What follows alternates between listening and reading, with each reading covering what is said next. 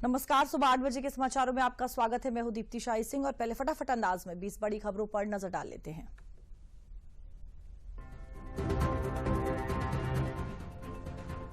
चंडीगढ़ से डिब्रूगढ़ जा रही डिब्रूगढ़ एक्सप्रेस के कई कोच गोंडा के झिलाई स्टेशन के नजदीक पटरी से उतरे। 2 लोगों की हुई मौत, करीब 20 लोगों के घायल होने की सूचना है।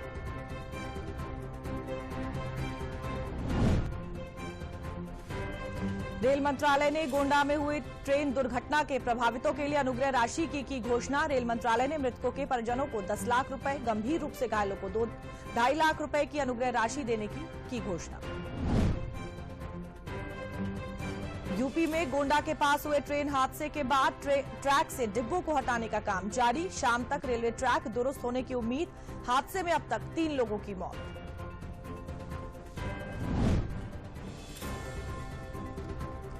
आरक्षण के खिलाफ बांग्लादेश में नहीं थम रहा हिंसक झड़पों का दौर। अब तक 19 लोगों की मौत, कई हिस्सों में इंटरनेट सेवा बंद।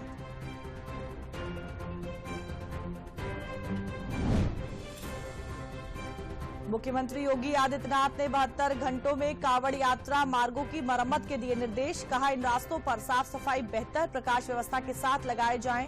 राहत शिविर पुष्प से सरकार करेगी कांवड़ियों का अभिनंदन।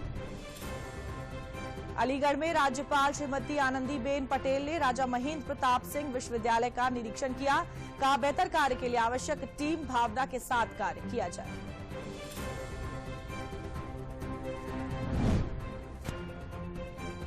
पंतनगर में एलडीए की कार्रवाई रोकने के बाद लोगों ने सीएम योगी का धन्यवाद किया है और महिलाओं ने पोस्टर लेकर सड़कों पर खुशियां मनाई।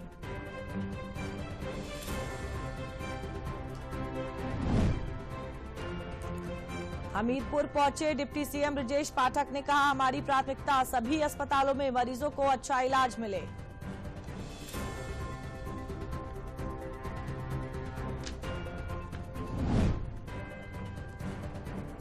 प्रदेश के जल शक्ति मंत्री स्वतंत्र देव सिंह ने बाढ़ प्रभावित गांव का किया निरीक्षण। सिंचाई विभाग द्वारा किए जा रहे कार्यों की जानकारी ली।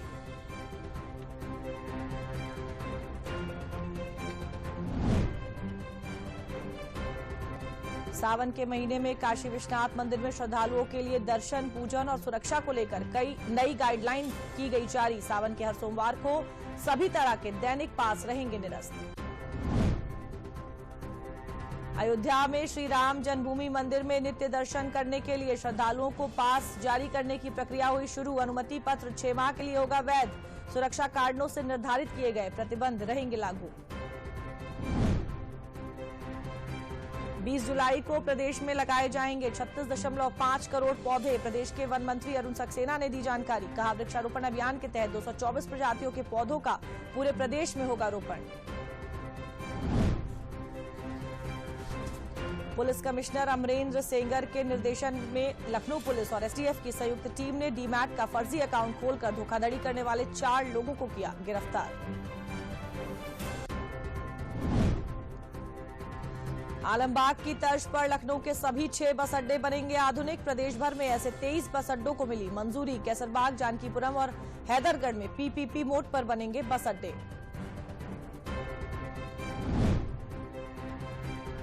एनएसजी की टीम ने अयोध्या में राम मंदिर परिसर का भ्रमण कर सुरक्षा व्यवस्था की जानकारी ली। टीम 20 जुलाई तक अयोध्या में रहकर सुरक्षा व्यवस्था की जानकारी हासिल करेगी।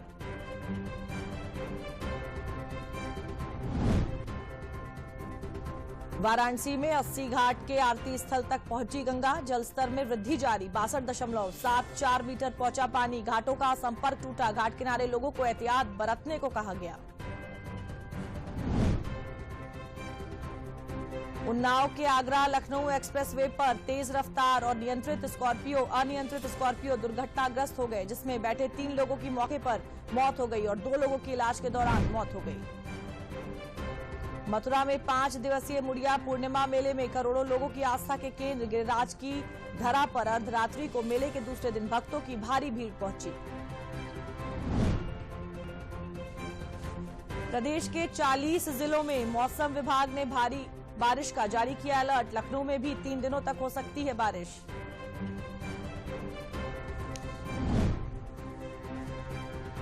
महिला एशिया कप की आज से श्रीलंका में होगी शुरुआत। हरमनप्रीत की कप्तानी में भारतीय टीम के सामने होगी चिर प्रतिद्वंदी पाकिस्तान की चुनौती।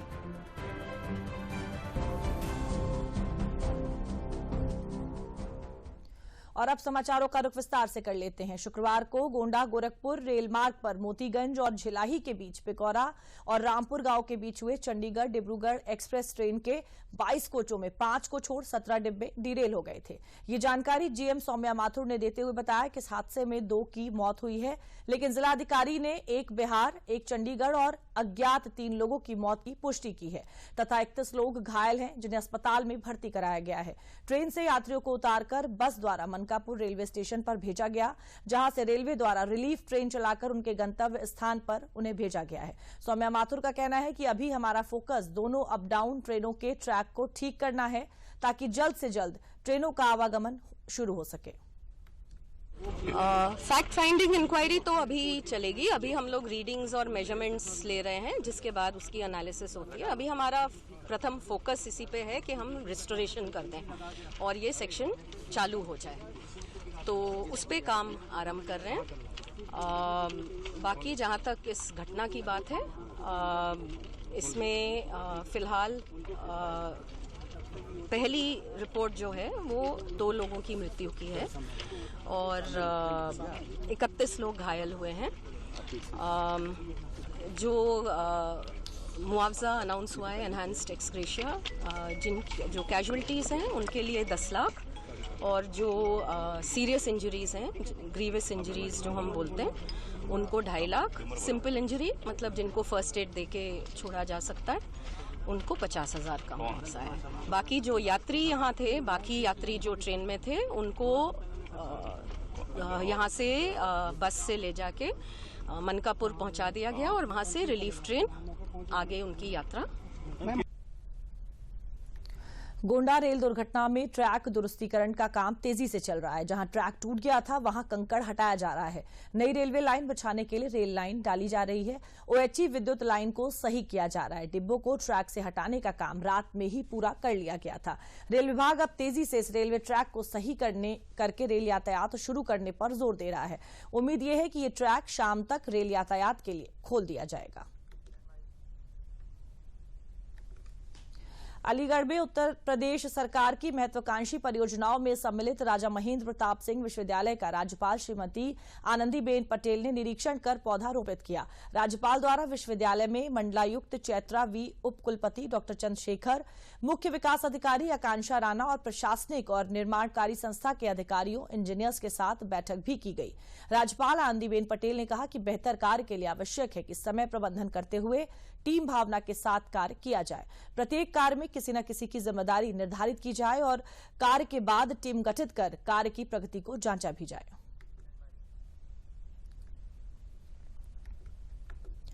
बुंदेलखंड के जनपद हमीरपुर पहुंचे डिप्टी सीएम ब्रजेश पाठक का बीजेपी के पदाधिकारी और कार्यकर्ताओं ने स्वागत किया। डिप्टी सीएम ब्रजेश पाठक ने भारतीय जनता पार्टी के पदाधिकारी और कार्यकर्ताओं के साथ अपने प्रवास के दौरान उनका हालचाल जाना और आगामी होने वाले उपचुनाव के बारे में मंत्रणा भी की। उन्होंने कहा कि हमारी प्राथमिकता है कि उत्तर प्रदेश के सभी अस्पतालों में मरीजों को अच्छे से अच्छा इलाज मिले। हमने कई अस्पतालों का निरीक्षण भी किया है, जिसमें कई चिकित्सक अनुपस्थित भी पाए गए हैं, जिनके खिलाफ हमने कार्रवाई भी की है।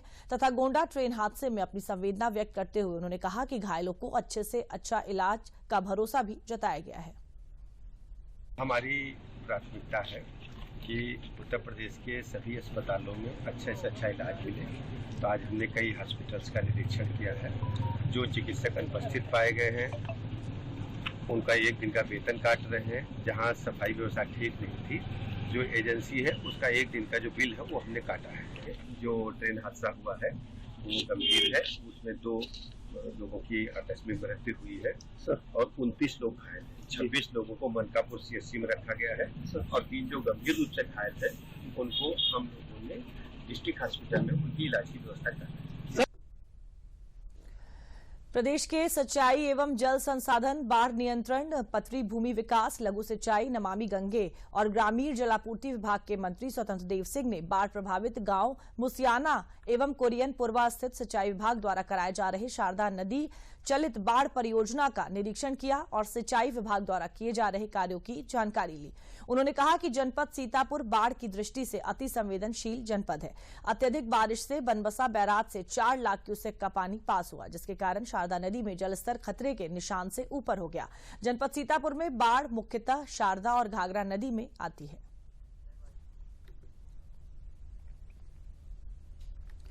प्रदेश सरकार के सहकारिता मंत्री जेपीएस राठौर ने भावलखेड़ा ब्लॉक के जमुका गांव में आत्मनिर्भर भारत योजना के अंतर्गत पैक्स फैट द्वारा नवनिर्मित 100 MT क्षमता वाले खाद गोदाम का उद्घाटन किया। इसके बाद प्रधानमंत्री मोदी के आह्वान पर एक पेड़ मां के नाम से वृक्षारोपण भी किया। इस मौके पर कार्यकर्ताओं ने सहकारिता मंत्री का स्वागत किया। उन्होंने किसानों को संबोधित करते हुए केंद्र और राज्य सरकार द्वारा किसानों के लिए संचालित योजनाओं के संबंध में विस्तार पूर्वक जानकारी दी।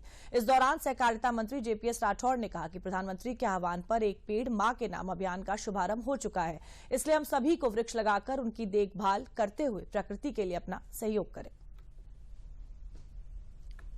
साधन सहकारी समितियां, जिनको पैक्स कहते हैं, ये हमारे सहकारिता विभाग की रीढ़ है, नींव है।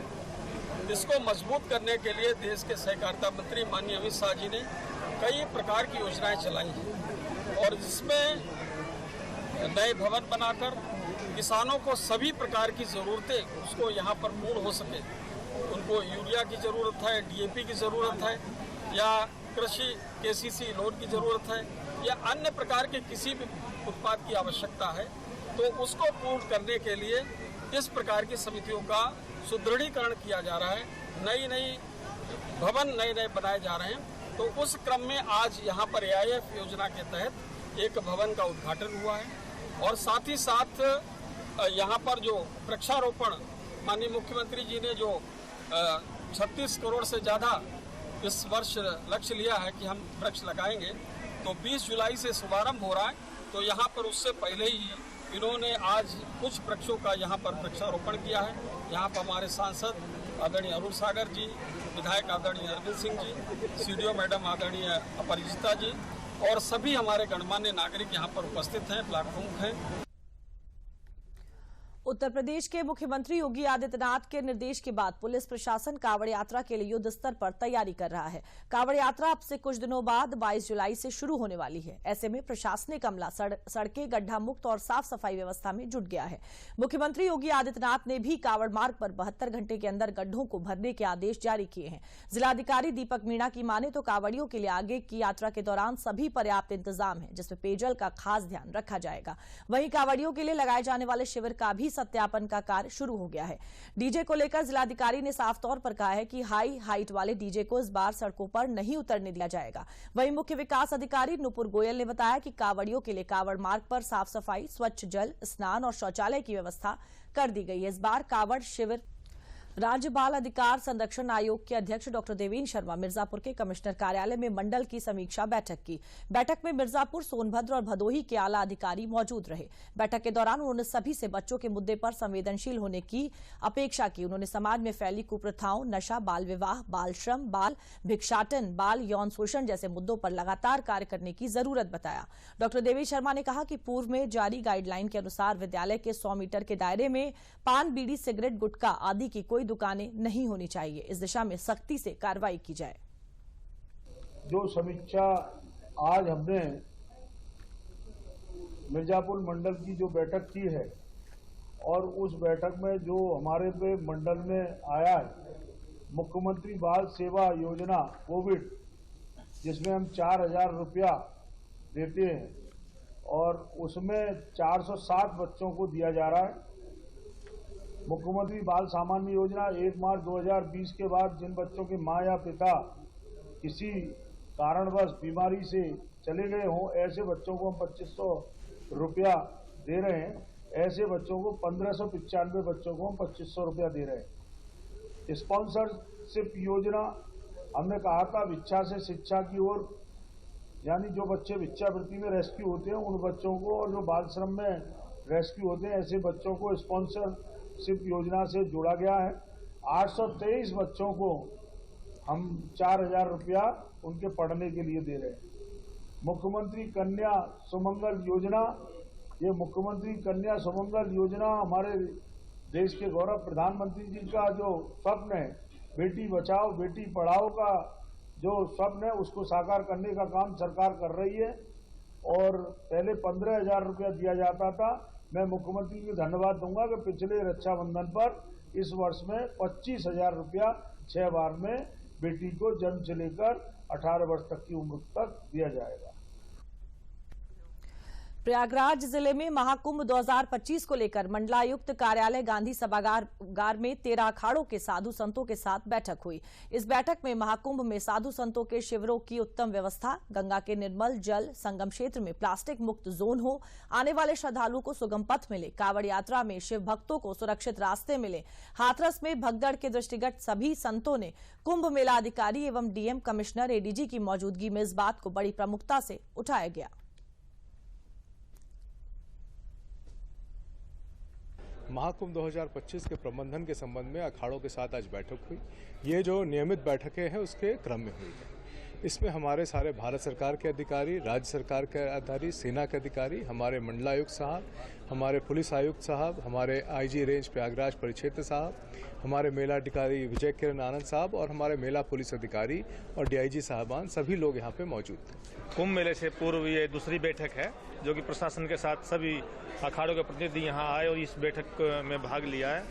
तो कुंभ मेला कैसे बेहतर ढंग से संपन्न हो, क्योंकि यह एक विश्व का सबसे बड़ा एक पर्व है जो कि भारतीय सनातन धर्म का सबसे बड़ा पर्व माना जाता है। तो यह कैसे सौहार्दपूर्ण तरीके से और बेहतर ढंग से संपन्न हो, इसके लिए क्या क्या प्रयास हो सकते हैं, क्या क्या हम आपस में एक दूसरे सबका सहयोग कर सकते हैं, तो उन्हीं सब विषयों पर चर्चा होगी। और आपको बता दें कि कल गोंडा में एक रेल दुर्घटना हुई है जिसमें कई लोग घायल भी हुए हैं और 3 मृत्यु की खबर भी आ रही है। इस खबर पे ज्यादा जानकारी के लिए हमारे संवाददाता रामेन सिंह के पास चलते हैं जो सीधा गोंडा से हमारे साथ जुड़ रहे हैं। रामेन, क्या कुछ अपडेट है आपके पास इस खबर को लेकर? देखिए दीप्ति, 3 लोगों की मृत्यु हो गई इस दुर्घटना में और 30 से अधिक लोग घायल हैं। उसमें कुछ लोग गंभीर घायल हैं, शेष को थोड़ी बहुत चोट आई है। और जो घायल हुए हैं, जो रेलवे के एसी कोच में यात्रा कर रहे थे, उसके लोग ही ज्यादा घायल हुए हैं, क्योंकि एसी के जो डिब्बे हैं वो पलट गए थे। जो इंजन है, इंजन के बाद एक डिब्बा था जिसमें सामान वगैरह लोड होता है और उसके बाद एसी के डिब्बे थे, तो वो डिब्बे पलट गए थे। तो ज्यादा इंजर्ड और जो लोग डेथ हुई है उन्हीं डिब्बों में हुई और उसके शीशे तोड़कर स्थानीय लोगों ने और पुलिस के जो जवान आ गए थे यहाँ, लोकल प्रशासन, उन्होंने उनको निकाला। और ये एक अच्छी बात है कि लोकल जो स्टेट गवर्नमेंट का और सेंट्रल का कोऑर्डिनेशन है वो जबरदस्त था। तुरंत प्रशासन आ गया, जो स्वास्थ्य विभाग की थी टीम थी वो पहुंच गई, एम्बुलेंस पहुंच गई, तो लोगों को तुरंत चिकित्सा के लिए पहुंचाया गया। इसलिए कैजुअलिटीज कम हुई हैं, अन्यथा ज्यादा हो सकती थी। अभी तक जो है जो डिब्बे हैं वो ट्रैक से हटाए जा चुके हैं और ट्रैक खोलने का प्रयास रेल विभाग कर रहा है। जितने एम्प्लॉई हैं, अधिकारी हैं, सारे पूरी रात काम किए हैं। डिब्बों को रात में हटा लिया गया है। ट्रैक को सुचारू रूप से चलाने के लिए सही किया जा रहा है। कई लोग तो ऐसे हैं जो 24 घंटे से यही हैं, आंखों में नींद है लेकिन काम का बोझ है और उसको किसी भी तरीके से करना चाहते हैं। तो उम्मीद करिए कि एक ट्रैक जिस पर ओएचई लाइन टूट गई है, अगर वो सही हो जाता है तो वो 12 बजे तक शुरू हो जाएगा और दूसरा ट्रैक शाम तक हर हालत में सही हो जाएगा। यानी रेलवे यातायात आज बहाल कर दिया जाएगा इस रूट पर। जी रामीन, बहुत बहुत धन्यवाद हमारे साथ जुड़ने के लिए और तमाम जानकारी के लिए। तो अगली खबर का रुख कर लेते हैं। प्रयागराज में 2025 में होने वाले कुंभ को लेकर के प्रशासन पूरी तरह सजग होकर तैयारी में जुटा हुआ है और तेजी के साथ तैयारी कुंभ को लेकर चल रही है। प्रयागराज के मंडलायुक्त विजय विश्वास पंत ने बताया कि मौनी अमावस्या के दिन इस बार पिछले बार की अपेक्षा कहीं अधिक लोगों के आने की संभावना है। स्वास्थ्य, सड़क सुरक्षा, पर्यटन सभी को लेकर तैयारियां पूरी की जा रही हैं। आने वाले कुंभ को लेकर पूरे शहर को सजाया जा रहा है और कहीं किसी प्रकार की कोई अप्रिय घटना ना हो, इसके लिए सुरक्षा के पूरे इंतजाम किए जा रहे हैं। पूरे मेले को क्लोज सर्किट कैमरे से लैस किया जाएगा। प्रयागराज के मंडल आयुक्त विजय विश्वास पंत ने कहा कि शासन और प्रशासन की पूरी तैयारी है और अक्टूबर तक सभी कार्यों को पूरा कर लिया जाएगा। इस बार क्योंकि महाकुंभ है तो हम लोगों का अनुमान है करीब 40 करोड़ लोग इस पूरे जो हमारा रहेगा 13 जनवरी से लेकर 26 फरवरी तकरीबन 45 दिन का ये समय अवधि रहेगी। इसमें 40 करोड़ लोग यहाँ पर आएंगे। विभिन्न प्रांतों से यहाँ पर लोग आते हैं, दक्षिण भारत से लोग यहाँ पे आते हैं, पश्चिम से, पूरब से, हर जगह से लोग आते हैं। और आस पड़ोस के लोगों की तो यहाँ पर बहुत श्रद्धा है, तो वो लोग तो हर माघ मेले में ही बहुत सारी संख्या में आते हैं, तो उसमें तो आएंगे ही आएंगे। और क्योंकि हिंदू धर्म के प्रति आस्था रखने वाले और उसके प्रति समर्पण रखने वाले व्यक्ति विदेशों में भी हैं, तो यहाँ हम लोग का आकलन है कि करीब 25 से 30 लाख लोग वो भी इस अवधि में यहाँ पे आएंगे और यहाँ पर इसमें प्रतिभाग करेंगे। रायबरेली के सलोन तहसील में एक जन सुविधा केंद्र से ग्राम विकास अधिकारी की आईडी से हजारों की संख्या में जन्म और मृत्यु प्रमाण पत्र जारी किए गए हैं। इनमें से कई तहसील क्षेत्र के बाहर के भी हैं। इस मामले में मुख्य विकास अधिकारी ने बताया कि ग्राम विकास अधिकारी को निलंबित करते हुए मामला पंजीकृत कराकर विभागीय जांच बैठा दी गई है। तो वहीं पुलिस अधीक्षक अभिषेक अग्रवाल ने बताया कि मामले में 3 लोगों के खिलाफ एफआईआर दर्ज की गई है। मामले की गंभीरता को देखते हुए कल देर रात जिला प्रशासन सहित एटीएस आईजी नीलाब्जा चौधरी और आईजी लखनऊ जोन ने सलोन पहुंचकर घंटों अभिलेखों की छानबीन की। मुख्य विकास अधिकारी अर्पित उपाध्याय ने बताया कि इन सभी प्रमाण पत्रों को दोबारा जांच कराया जा रहा है। एक ग्राम विकास अधिकारी हैं खंड विकास खंड सलोन से, तो उन्होंने ऐसा बताया कि कुछ उनके एरिया में पूर्व में वर्ष 2023 में जो जन्म और मृत्यु प्रमाण पत्र हैं उसके अंदर काफ़ी अनियमितताएं थी और काफ़ी अधिक संख्या में प्रमाण पत्र जो है वो जारी किए गए हैं। जैसे ही मामला उनके संज्ञान में आया उन्होंने तुरंत सूचित किया और जैसे ही मामला विकास भवन तक पहुंचा है हमने उसके बाद तुरंत खंड विकास अधिकारी जो हैं उनके द्वारा एक जांच कराई गई। जांच करा में प्राइमा फेसी ये पुष्टि होती है कि कुछ अनियमितताएं इसमें ज़रूर हैं और उसी को देखते हुए उसके बाद तुरंत जो है एक एफआईआर कराई गई है। थाना सलून में एडीओ पंचायत की तहरीर पर गंभीर धाराओं पर मुकदमा दर्ज किया गया है। इसमें 318, 319, 338, 337, 340 भारतीय न्याय संहिता के धाराओं के अंतर्गत मुकदमा पंजीकृत किया गया है। 4 व्यक्तियों के विरुद्ध मुकदमा पंजीकृत किया गया है और आगे की विवेचनात्मक कार्रवाई है वो की जा रही है। मथुरा में करोड़ों लोगों की आस्था के केंद्र गिरिराज की धरा पर अर्धरात्रि को 5 दिवसीय बुढ़िया मेला पूर्णिमा मेले के दूसरे दिन भक्तों की भारी भीड़ पहुंची।